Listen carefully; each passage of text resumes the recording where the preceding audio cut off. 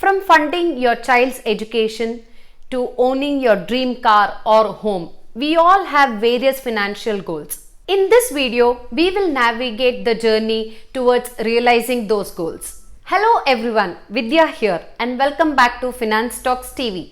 In a previous video, we discussed the importance of financial goal setting and categorizing them into short, medium and long term. If you haven't watched the video yet, I recommend checking it out first before continuing with this one. Today, we'll guide you in getting a clearer picture of what is needed to ensure that our goals are realized. Let us get started and pull up our Excel sheet to make things easier. While we can't predict our children's future academic interests, it is wise to assume that you need a considerable amount for their higher educations. In this example, we'll focus on demonstrating the goal of saving for a child's higher education. Think about the happiness that you get by welcoming a new member to your family. And as a responsible parent, you would have started thinking about their future.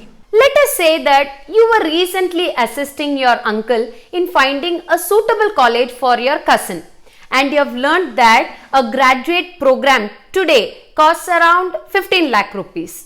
As you start planning for your child's graduation, you have a significant advantage: time. With 17 years left before you fund your newborn child's graduation program, starting from zero savings and considering an expected inflation rate of 7%, you'll require 47,38,223 rupees in 17 years to afford the same course at the same college where your cousin is studying today for 15 lakhs. This aspect is often overlooked, with some individuals planning only for the current cost, which is 15 lakhs in this example. Failing to account for inflation could render the goal unattainable. It is not uncommon to hear people saying that the college charged only 15 lakhs when their cousin studied and now they are charging more than 47 lakhs for their child. However, such sentiments are irrational, but the chances are high that you might have heard such similar statements from people in your circle. So now we know that we have to account for inflation, and the amount required is 47,38,223 in 17 years. Let's explore the approach further. Assuming a 12% return, a monthly investment of 7,592 is needed. There are various other strategies to achieve this target, including a lump sum investment of 6,90,095 rupees now, or investing 14,995 monthly for another 5 years, or investing 9,567 rupees monthly for next 10 years. The key is to allow time for your money to grow.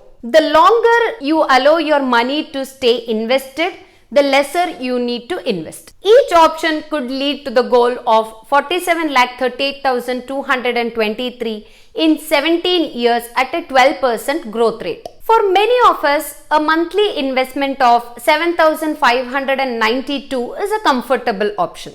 This approach also helps mitigate the impact of stock market volatility as we spread our investment to an extended period. So just round it off and start investing. If 7,500 or 8,000 per month may seem challenging initially, don't worry. You can still reach the target amount by considering a yearly increase to your monthly investment as your income grows. One important consideration is that while equity funds have shown impressive returns in the past, it's crucial not to set unrealistically high expectation for your investment duration. When making calculation, it's wise to assume not more than 12% return from equity to avoid potential disappointment.